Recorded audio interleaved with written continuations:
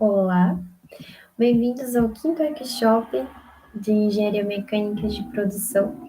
Hoje nós vamos apresentar para vocês o nosso trabalho com o tema Proposta do uso das teorias de aprendizagem no ensino da engenharia.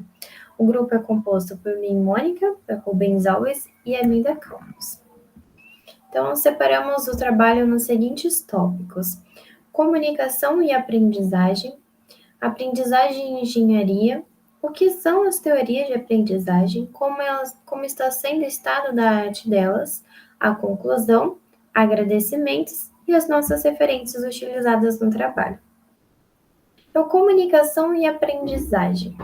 Para Mazione e eu, a forma como o docente planeja suas atividades de sala de aula determina o interesse dos discentes e contribui com o andamento das atividades educacionais.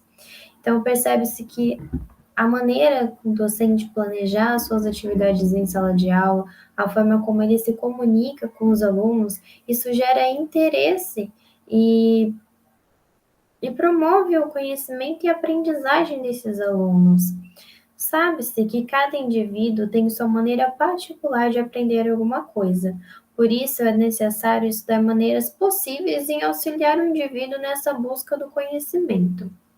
Então, já que cada indivíduo tem sua forma de aprendizagem, o que é a aprendizagem em si? Segundo Wolfram, a aprendizagem ocorre quando a experiência causa uma mudança relativamente permanente no conhecimento e no comportamento deste indivíduo. Ou seja, ela está relacionada a mudanças no pensamento e no comportamento. Não se pode confundir mudanças físicas, como, por exemplo, o envelhecimento. E como está sendo a aprendizagem em engenharia? Segundo Ramazina Filho, engenheiros que se tornam docentes muitas vezes exibem um certo desinteresse por questões relacionadas à didática, por não terem estudado.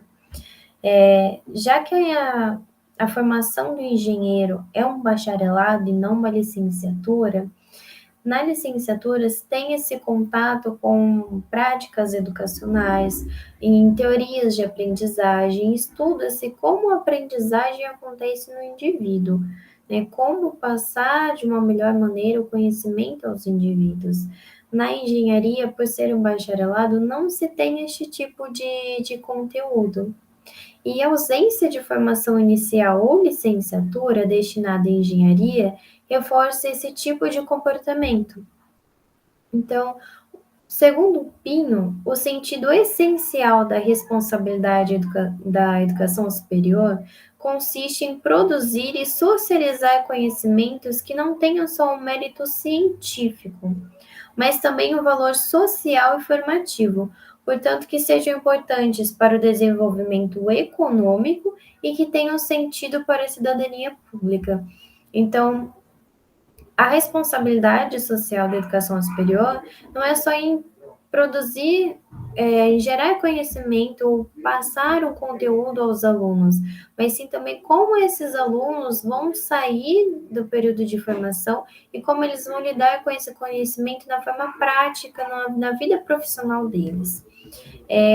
Uma das características dos docentes em engenharia é que eles repetem muito como os professores deles foram com eles no período da formação, então eles acabam repetindo esse comportamento, não param para estudar como tem sido a comunicação deles, mas sim apenas uma transgressão do conhecimento. Então, o que são em si as teorias de aprendizagem? De acordo com Moreira, uma teoria de aprendizagem é uma construção humana para interpretar sistematicamente a área do conhecimento identificada como aprendizagem. Segundo Etman e Neibel, as teorias de aprendizagem são uma fonte de estratégias, táticas e técnicas. Então, a partir desse momento que o docente estuda essas estratégicas e táticas, ele consegue lidar melhor com o conhecimento em sala de aula e gerar mais curiosidade dos alunos para que eles busquem o conhecimento. Segundo Moreira e os outros autores, essas teorias são divididas em 4 principais enfoques teóricos. Então, temos a primeira, a teoria comportamentalista behaviorista, a segunda, que é a teoria cognitivista, a terceira, a construtivista humanista, e a quarta e última teoria, que ela ainda está numa abordagem contemporânea, ela ainda está se consolidando, é a teoria representacionista. Então, por ela ainda não estar uma teoria sólida, nós vamos abordar apenas as três primeiras teorias. Segundo Moreira, as teorias expressam relações entre conceitos e princípios. Então, essas teorias existem um conjunto de valores que podemos chamar de filosofias. Então, essas três teorias têm uma ligação entre elas que é como conseguir gerar uma aprendizagem, né? Então, a primeira teoria comportamentalista, ela está focada no esforço repetitivo do indivíduo. Quanto mais o indivíduo faz a mesma coisa, quanto mais o indivíduo estiver condicionado, mais na repetição, aí sim que ele vai conseguir um aprendizado, um conhecimento e gerar aprendizagem no indivíduo. A teoria cognitivista, ela está focada em quais são os conjuntos de valores que o indivíduo já tem com ele antes de chegar em sala de aula, qual é o seu contexto econômico, social e cultural. Ela está focado mais no indivíduo se relacionar com outros indivíduos, essa maneira sociocultural. Então, a aprendizagem também acontece de aluno para aluno, não é somente de professor para aluno. Então, quanto mais o indivíduo conversar, quanto mais ele expor a ideia dele, ele vai conseguir gerar essa aprendizagem. Então, é focado mais em significados. Passar o conhecimento, passar aquela teoria,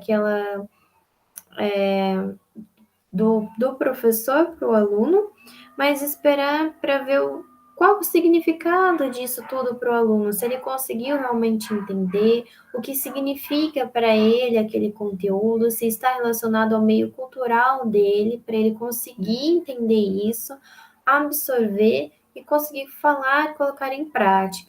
A partir disso, consegue-se então gerar aprendizagem no indivíduo.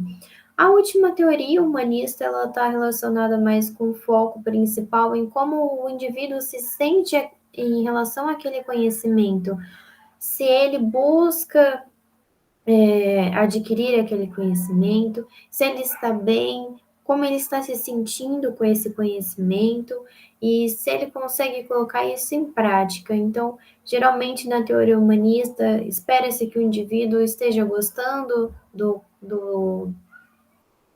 conteúdo abordado, para você então partir para um próximo passo e ir gerando uma aprendizagem contínua. As três teorias têm um foco na aprendizagem, mas cada uma com uma visão e uma filosofia diferente. Então, já que vimos quais são as teorias de aprendizagem e a importância da formação em engenharia, fez-se uma pesquisa na base de dados Scopus, aberta todos os anos, focando nos documentos de review e artigos. Utilizou-se, então, as palavras-chave, como, por exemplo, behaviorismo, várias formas de conseguir se escrever e como as teorias são conhecidas, e foram escritas, as palavras-chave escritas em inglês. Então, no primeiro momento, procura-se a teoria behaviorista, gera-se um número de documentos de 6.323 documentos, número alto de documentos relacionados a esta teoria. Mas quando aplicamos essa teoria, procuramos artigos publicados e com engenharia ou educação e engenharia junto, esse número cai para 159 documentos.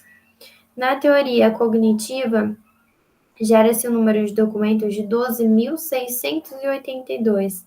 Novamente, aplicados à engenharia ou educação e engenharia, esse número cai para 411. E já na teoria humanista, que tem 12.155 documentos, aplicados à engenharia, temos então 142 documentos. Neste primeiro momento, nós observamos somente a quantidade de documentos, nós não avaliamos se esses documentos eles estão relacionados à engenharia ou à educação em engenharia, realmente tem uma aplicabilidade na engenharia, ou se só tem engenharia como palavra-chave. Acredita-se que se tivesse essa análise de conteúdo, este número de documentos também iria cair um pouco. Então, conclui-se que, diante da apresentação das teorias de aprendizagem e suas práticas de se adquirir conhecimento, acredita-se que cada docente pode se interessar e se identificar em um ou outros modos de se adquirir conhecimento apresentados nas teorias de aprendizagem.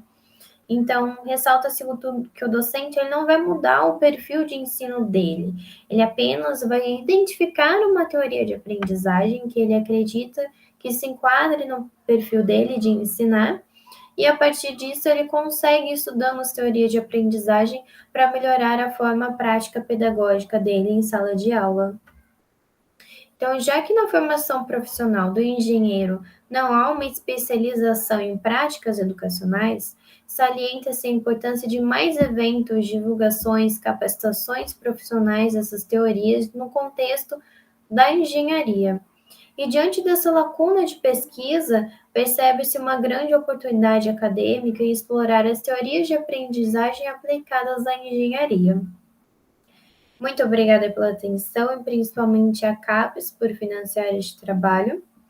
Aqui estão as nossas referências e muito obrigada.